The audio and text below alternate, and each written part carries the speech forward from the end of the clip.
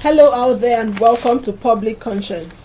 You are on to the anti-corruption program produced by the Progressive Impact Organization for Community Development, PRIMORG.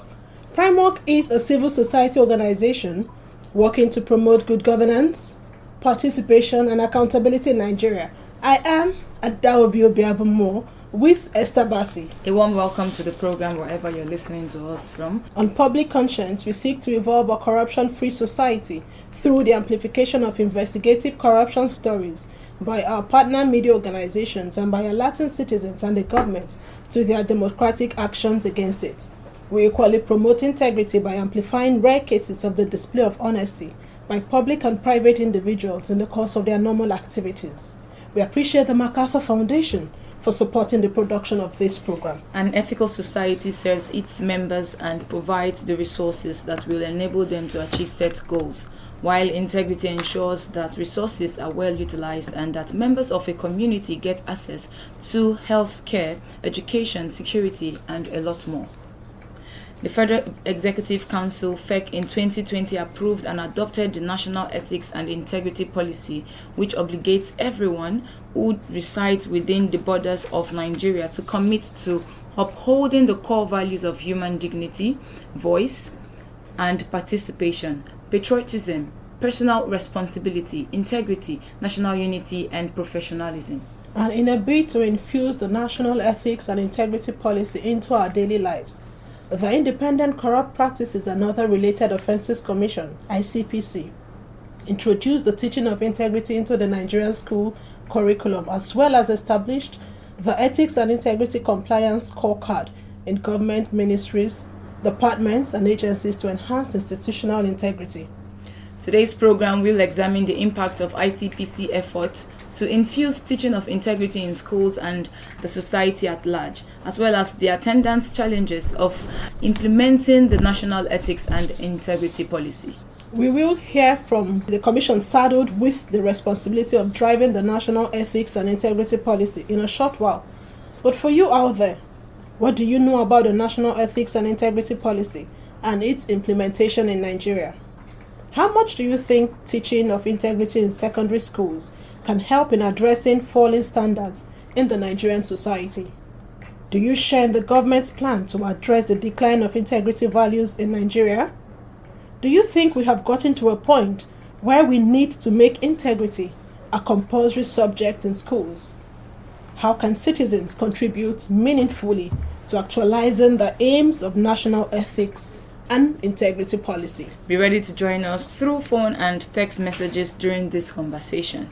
The WhatsApp phone line to send your message is 0902-265-6167, and that is 0902-265-6167. Please indicate your name and your location when sending your message. This number is for messages only. Please begin to send your messages as soon as possible to 0902-265-6167. That is 0902-265-6167. We will give out the numbers to call shortly. If you just joined us, we are examining ICPC's implementation of National Ethics and Integrity Policy and the barriers against the seamless infusion of ethics and integrity in academic institutions and the Nigeria society at large.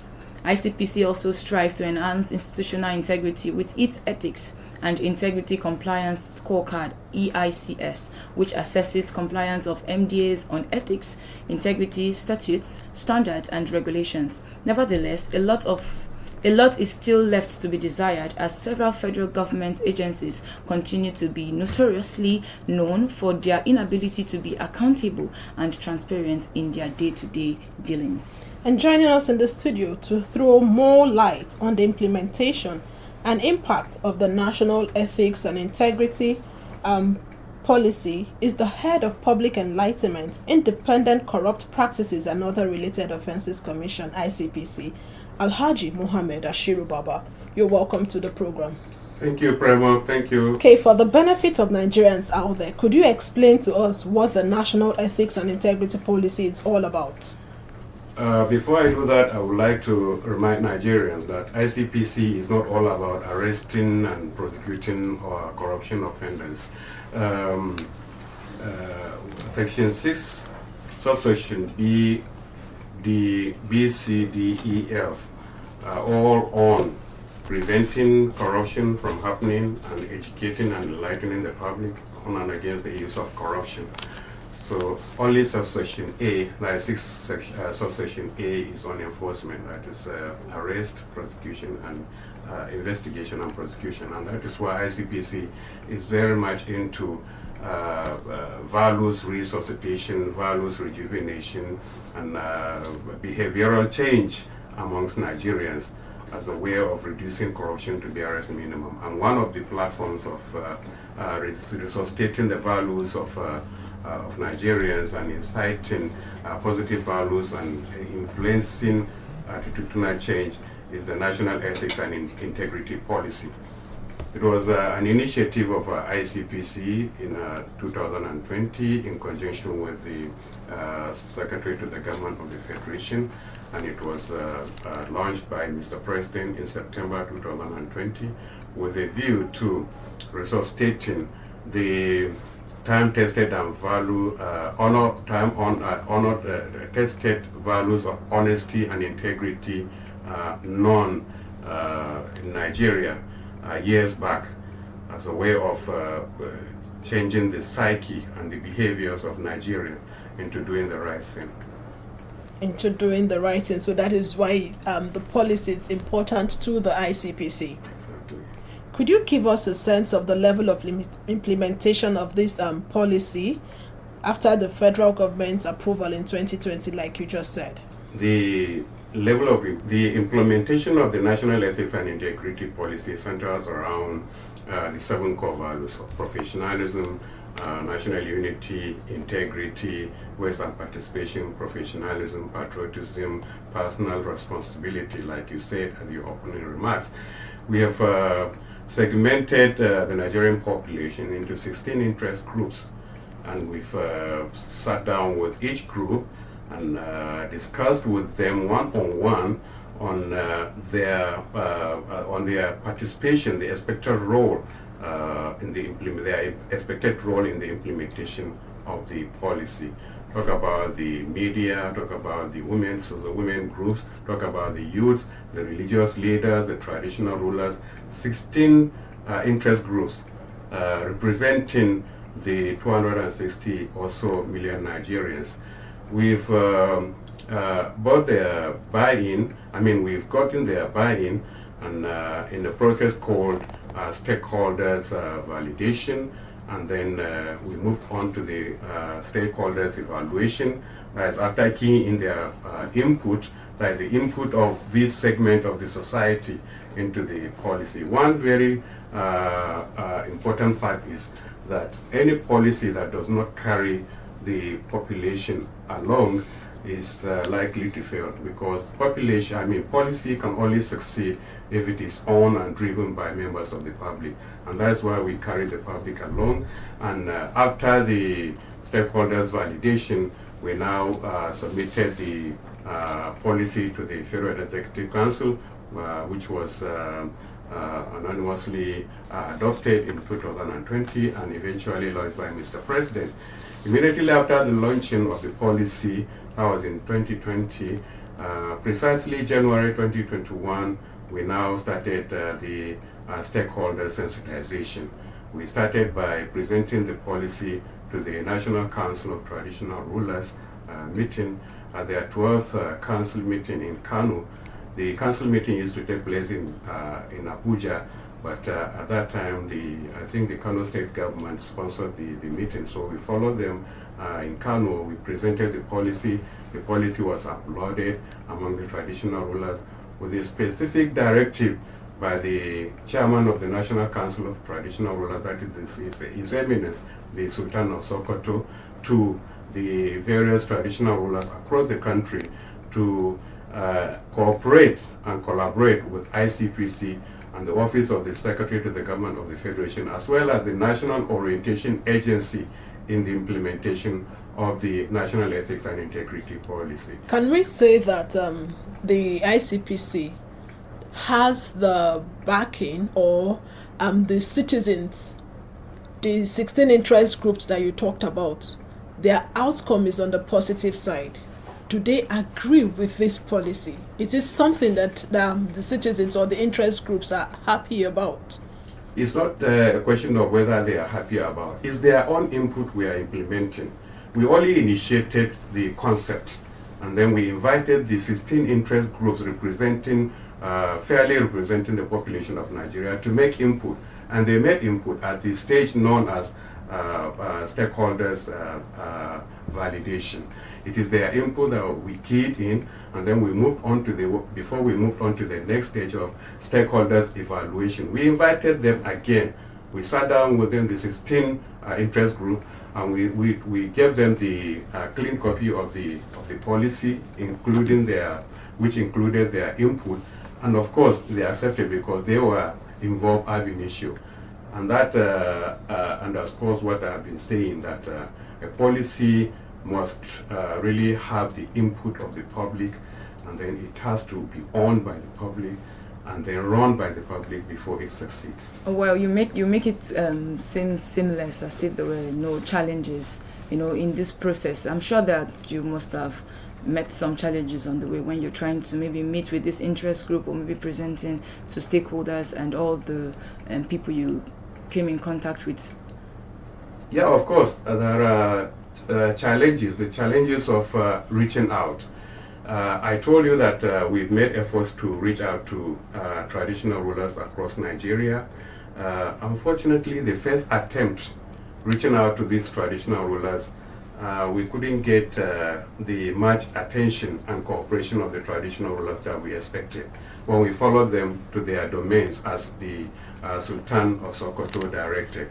Many of the traditional rulers insisted that we needed to organize events in Abuja and invite them instead of following them to their domain to sensitize their own subjects. So you see, we insisted that this policy is about the people.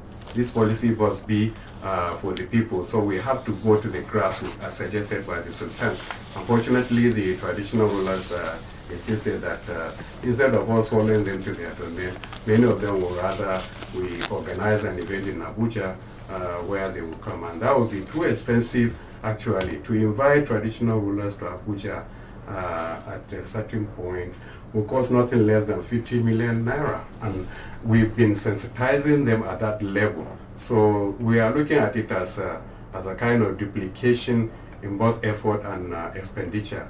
So we are appealing to the traditional ruler to accept us at their domain and gather their subjects, people at the grassroots, so that we can educate them and enlighten them on the national ethics and integrity policy.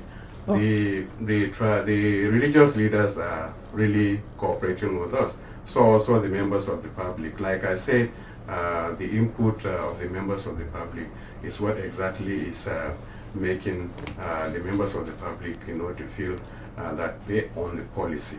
Okay, thank you so much for that. But when we come back, we would like to dissect the core values, talking about human dignity, voice, and participation. But let's listen to Vox Pop on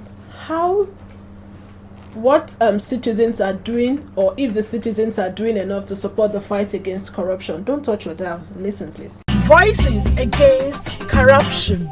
Let the people speak. Hello and welcome to Primorg's public feedback series on corruption, called Voices Against Corruption. And we ask, do you think citizens are doing enough to support the fight against corruption? We are not doing much at all. There is corruption everywhere, even from the grassroots. Before you can tackle the corruption up there, then it starts from us, from individual. So we are not doing enough. As it is, Nigerian is not even in the right sense of their own way of doing the right thing. So how do you want me as a citizen to do the right thing also? So the system is already corrupted, so I'm not feeling it. So me doing the right thing might not even, it's also be a negative to them. When you do some whistleblowers within them, they will go and reveal your identity. So this whittle down the spirit of citizens in the fighting corruption. Sometimes they will just, since the leaders cannot encourage them, let's leave it like that. So I can say that the citizens, they are trying, but the government, they are not helping the citizens. I don't think the citizens are doing enough The reason being that even on my part, there's no inspiration to do more. There's no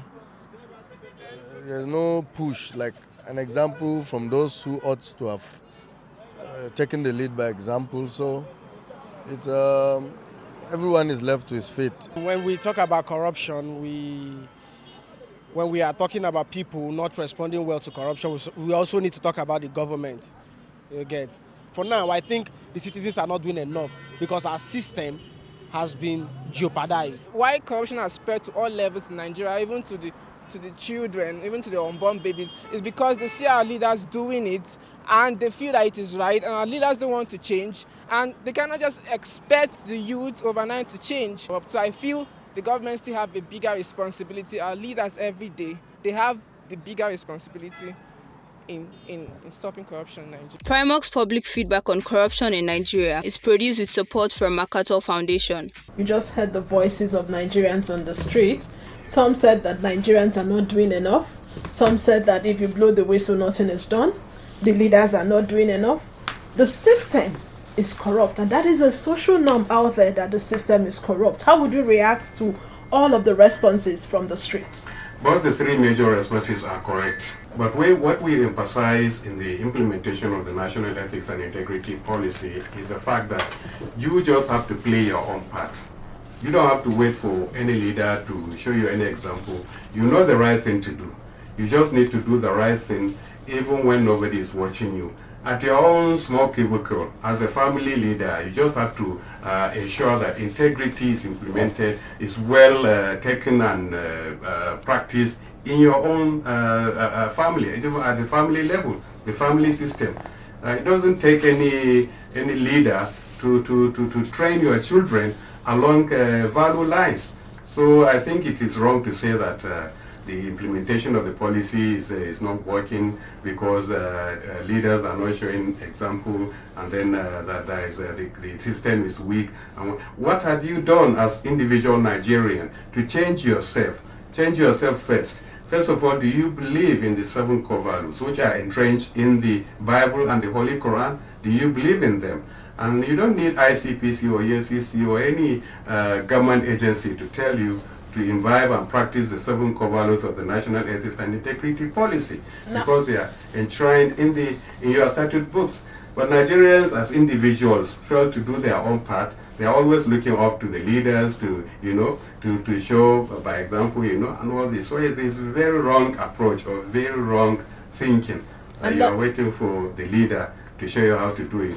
We have done enough as far as the National Integrity and Ethics and Integrity Policy is concerned. So it's left for the individual Nigerian to fear God and do the right thing even when nobody is watching them.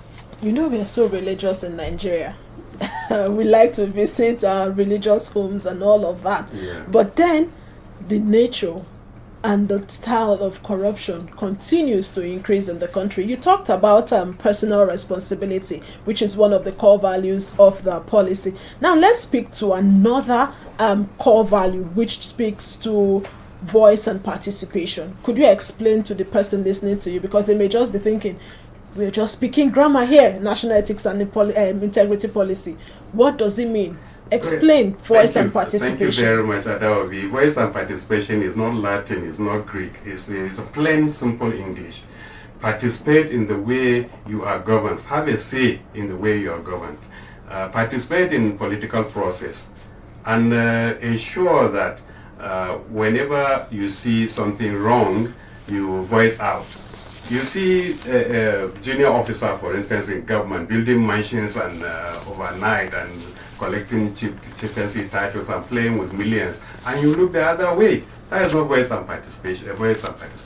You voice out. You report to ICPC. We'll be given numbers. We've been given the public numbers to reach out to members of the public. For instance, we've been given out this 0S0022554272. I repeat, 0S00. This is a 12-digit number, which is linked to 5 other numbers. 24/7. That is for a whole day. You can talk to ICPC on this number, and nobody will charge you a kobo. You see something going on, so you see something wrong going on in the society, and you just keep quiet. That is not voice and participation.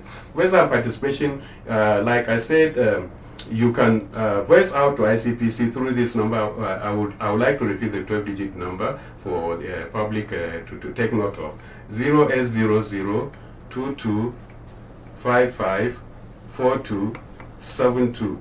0S00 2255 4272. Once you see something going on, is it vote buying at election process? You don't participate in election, you sit down at home and you are expecting that things will change. That is not voice and participation. You come out and vote. If you don't vote the right candidate, you don't have the moral clout to protest when a corrupt person is elected into government. So having a voice in your and participating in the way you are governed is what voice and participation is all about. Okay, thank you for that. You have heard him. You need to voice out if you see something wrong. You need to participate in the way you were governed. Esther, it's time for us to get the person listening at the other end of the dial to join in the conversation. And remember that this program is interactive. The WhatsApp phone line to send your message to is 0902 265 6167. This number is for messages. What do you know about the National Ethics and Integrity Policy? Is this the first time you've heard about it? What do you think about the implementation in Nigeria? And how much do you think teaching of integrity in secondary schools can help in addressing the falling standards in the Nigerian society? We have a call already. Your name and where you're calling us from? My name is Mike When Wind Blows. When Wind Blows. Let's hear you. I want to thank our guest for all he has said. I listened from the beginning to now. So I have a question for him.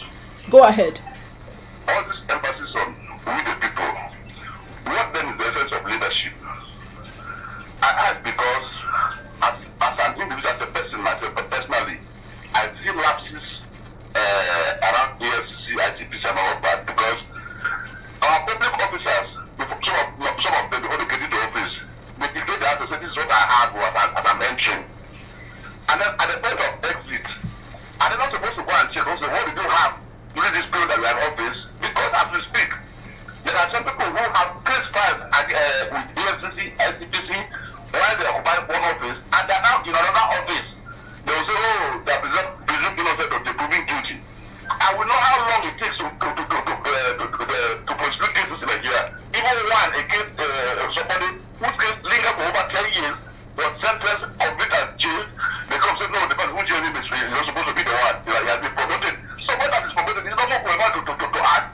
They don't know because the person who jailed him was promoted to a higher level, so he's not supposed to come back and sentence him. That is the end of that case as we speak.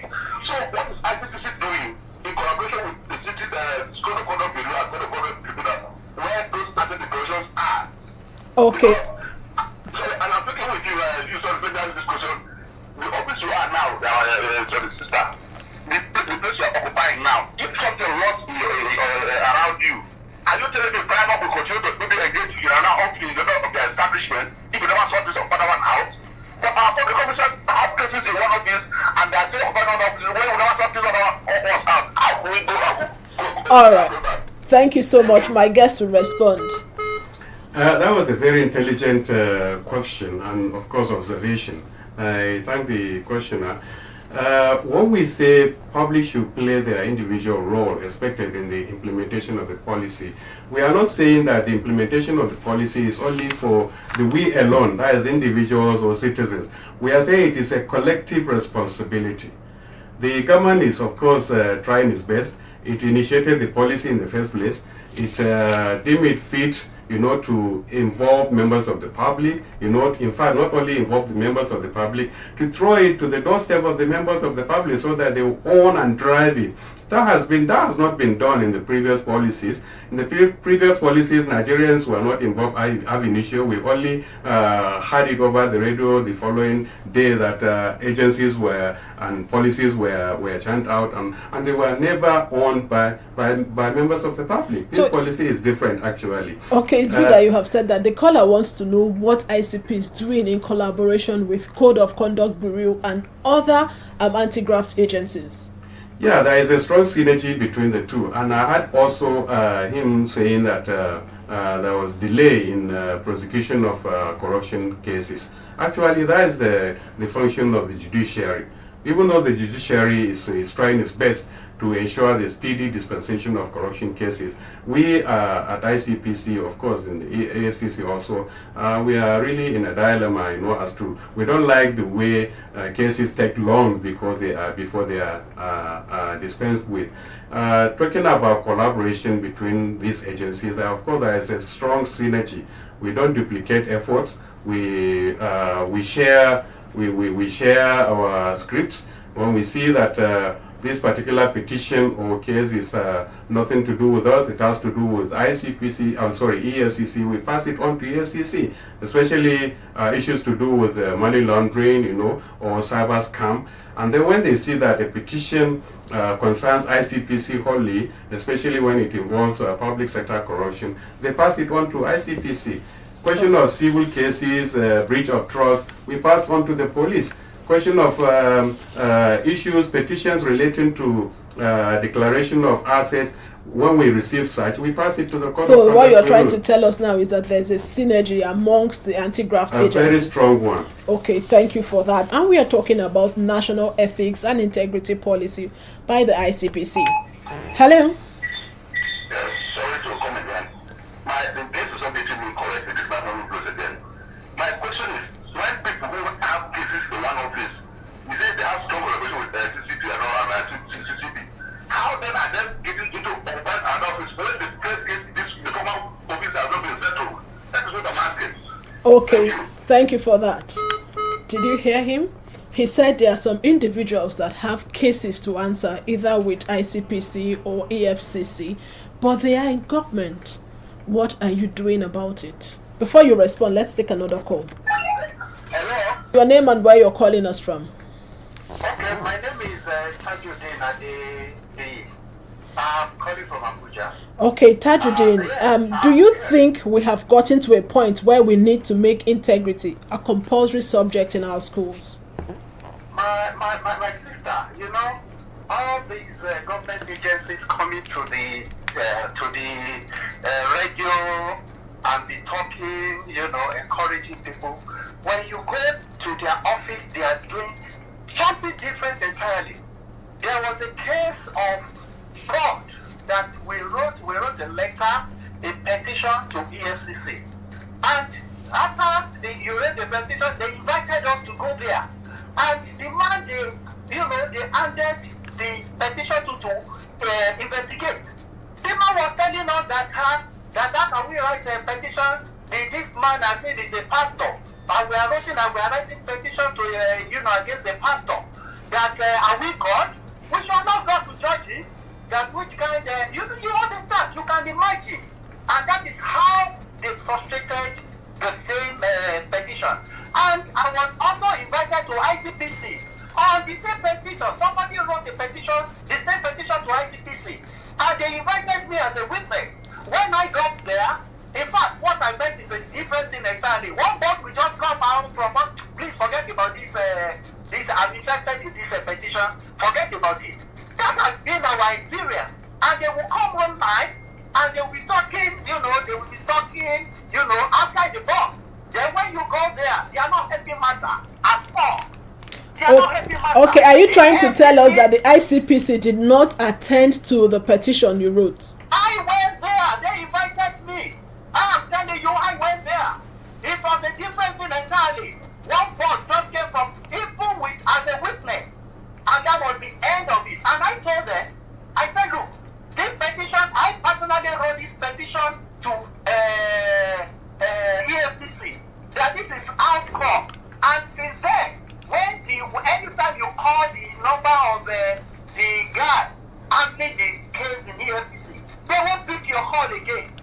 And later they said they finish their investigation, they are expecting to go to, they are expecting their lawyer to advise them. All right. Now, over 5 years, nothing comes out of it.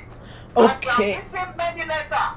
All right. Many letters today again concerning the issue. Nothing comes out of it. So they will come here and be. Okay, so that's I understand that you're upset. If you could just send us a text message, 0902-265-6167. We will take that up with a representative of ICPC in the studio. How would you react to what he has said? ICPC did not respond to the petition he wrote.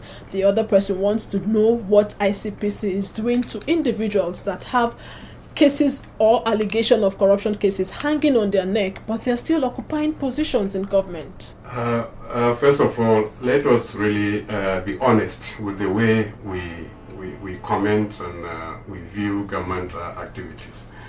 We assume that government should do it alone.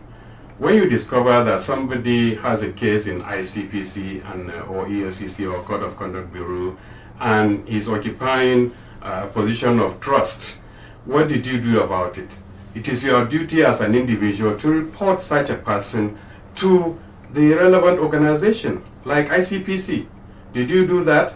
Let us always be honest. ICPC or EFCC are not populated with spirits. We are not spirits, actually. So you say you know people who have cases to answer in ICPC and EFCC, yet they are occupying position of trust. Fine and good. Like we said, see something and say something. That is what voice and participation is all about. What did you do about it? And then the second person, we've given you a number, by the way, 0800-2255-4272. You write it down. 0800 is a 12-digit smart toll-free line. 12 digits. Don't think it's a mistake, so you won't try it. It's 0800-2255-4272. So we have to be honest with the way we do things. You discover these people, you report to ICPC. You fail to report to ICPC, you have not done your job as a citizen. It's a collective responsibility to fight against corruption. The second questioner is speaking about ICPC not doing anything about a petition he has written. It's a matter of follow-up.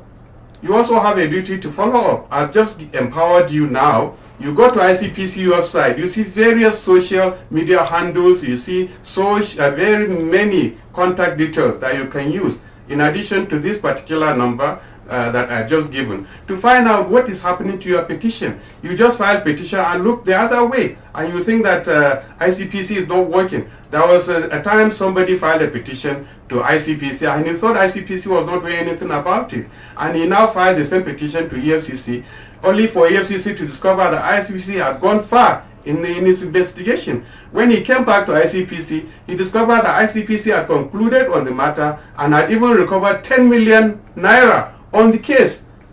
What have you done to follow up? You don't just file a petition and sleep up. And I thank God that you said it was in EFCC that somebody asked you why were you filing a petition against a pastor, whether you are a god. This is ICPC talking, not EFCC.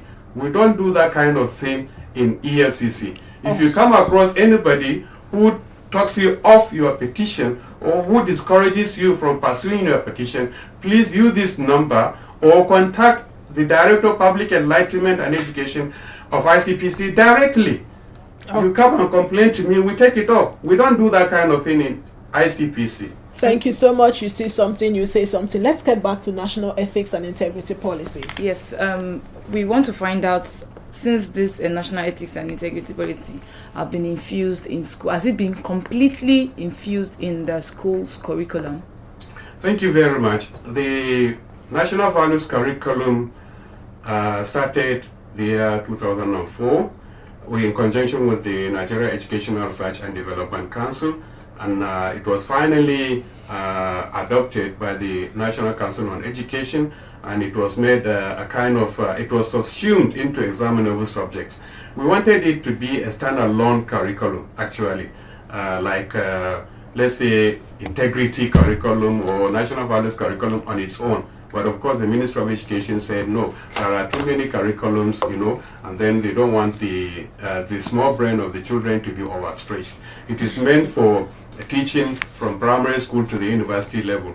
At the moment, the 12 core values contained in the National Values Curriculum, I don't want that to be mistaken or with the 7 core values in the National Ethics and Integrity Policy. The National Values Curriculum, meant for teaching in primary school up to the university level, contains 12 values. At the moment, we have infused these 12 core values in examinable subjects, and they are being taught in primary schools, secondary schools, and colleges of education. The next stage is to infuse the values in the examinable subjects at polytechnics level and the universities level.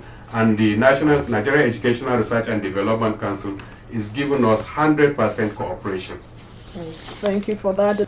Your name and where you're calling us from? My name is Sonny. I'm calling from Central Area. Okay, Sonny, how can citizens contribute meaningfully to actualizing the aims of the National Ethics and Integrity Policy? I just have a question to ask on the EFCC, which I need clarity. EFCC, we do not have EFCC official here. ICPC, sorry. Okay, please, you have 1 minute to do that. We'll be hearing of appointment both in public offices and National Assembly, and there are controversies that there are some of these individuals that have ICPC or EFCC cases related. What is the ICPC doing in ensuring that they are cleared from their own list or line of duty that, okay, this person, we can trust them to hold national offices? Because when appointments is being made by government or based at the National Assembly, it's like EFCC and ICPC, they are silent. They are not clearing the public on the air that, okay, this person is fit or is corruption free, that he can hold public office. I don't know what they are doing about that, if they have any clause that covers that area. Okay, thank you so much, Sonny, for your question. Yes, this is a good question actually. It's slightly different from the initial, the question earlier asked. Actually, the role we play depends on what the relevant government agency wants us to do. When the government is appointing permanent secretaries, or let's say the office of the head of service is appointing permanent secretaries, they send the list to ICPC and we conduct due diligence on them. We subject them to various tests, including forensic and polygraphic and what have you, to ensure that they are very clean and they don't have any skeleton of their cupboard. So to that extent, we participate in ensuring that the round peg is placed in the round square, in the round hole. So that is the extent to which we go. But if you come across any person with cases in ICPC or EFCC, yet is made, he is given a position of trust, please, you owe your duty to immediately report to ICPC. All you need to do is to access our various, we have almost 20 contact details that you can use. I just gave you one number, that is 0800-2255-4274, which is a 12-digit number linked to other 5 numbers. All you need to do is to call us and say, look, you have observed that Mr. A, B, C, or Mr. A has a petition in ICPC or EFCC, yet he's made something, and then we take it off from there. Okay, let me ask you a question. Assuming there is a nomination or an appointment and ICPC is asked to conduct the due diligence, and you found out that this person is clean, the person assumes office. 2 months down the line or 1 year, there is a media report or an allegation against that person. Will the ICPC spring into action, or will the ICPC wait for citizens to write petition before it will spring into action? You said ICPC discovers. Of course, when ICPC discovers, that is the end of the matter. We commence the investigation. We don't wait for any petition. We discover on our own, like you said, and we move into investigation. And it doesn't matter how long the person stays in power, even if it is 1 day or 20 years, we still investigate the person, no matter his position, unless and except those who are, even those who are covered under Section 308 of the Constitution, that is the immune clause, we commence preliminary investigation on them. We don't really renege, in commencing investigation. Okay, let's take this last call. Hello. Your name and where you're calling us from, please. My name is Kenneth, calling from Warrington. Kenneth. Go ahead, Kenneth. Okay, I expected if you call, the man that called that his case has been moving for over 5 years. I expected the man on the studio to say, come, let us finalize the issue that has been moving for over 5 years. I expected that from him. Thank you. Thank you so much, which was why we gave out the number for the person to call us. 09022656167. We will take it up from there with the ICPC. Now the NEIP targets social norms and behavioral change. There are some opinions out there in the public that social norms takes time to change. That is, you heard one of the respondents on the interview who said the society is corrupt. Everywhere is corrupt. And this policy targets behavioral change. What are you doing to ensure that this policy brings about the necessary change in behavior that we want to see? The National Ethics and Integrity Policy has its own robust legal framework. And the legal framework, which is absent in most of the previous policies that failed, is not just for aesthetic purpose or coloration or for show. It's intended to punish people who violate the 7 core values of the National Integrity and Ethics and Integrity Policy. National unity, ways and participation, integrity, human dignity, Let's take for human dignity, for instance. If you believe and imbibe and practice human dignity, you don't have any business raping anybody. You don't have a business frustrating anybody from graduating from school, and all this. So the problem is individuals are not ready to do their own part. You understand? I'm not saying that it's only for individuals to implement. No, it's a collective responsibility. But let me simplify matters to the citizenry. As individuals, when we retire from today's hard work, let's just go and lie down in our beds and pick out a piece of paper and a biro and produce a checklist on our own, just in our own closed environment. Ask ourselves, in today's work, how many lies did I tell? How many people have I cheated? How many people have I duped? What did I wrong? You keep ticking on the paper. Then you discover that probably out of 10, you have done some probably 5 things that are wrong. Then assure yourself that tomorrow you will change these 5 wrong things that you have done. And if you have a family, of course, you have a wife, you have children, you have a duty to also translate these 7 core values into the family system. But Nigerians don't really are not really adamant, in playing their own role. They always want to see their self-assessment. Exactly. Okay. So they are reluctant to do that self-assessment. Because that should be the beginning, the starting point. Okay, because of our time, my colleague would ask you a question that we would expect you to take it in 1 minute. All right, so how can the incoming administration help ICPC to deepen the implementation of the National Ethics and Integrity Policy, and what, in your estimation, will be the impact in the near future? Well, government is a continuum.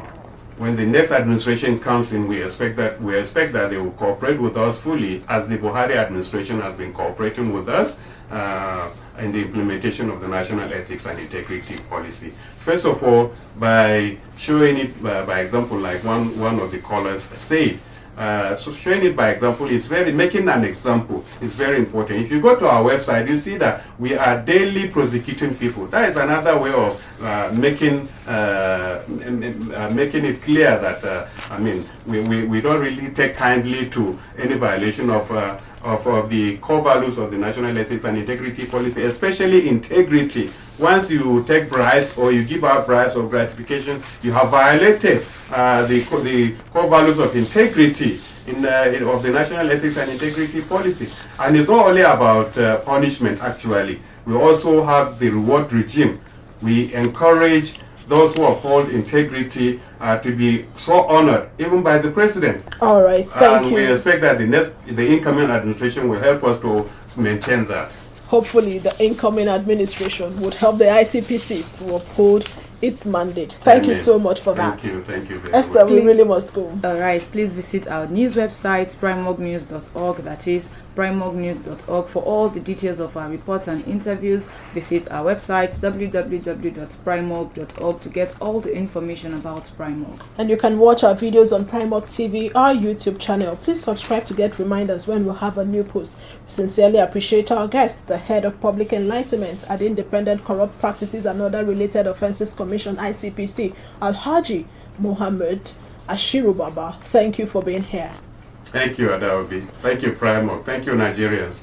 Public Conscience has the support of the John D. and Catherine T. MacArthur Foundation, committed to building a more just, verdant and peaceful world. Get more information about the foundation on its website, macfound.org. Join us again here next week for another episode of Public Conscience.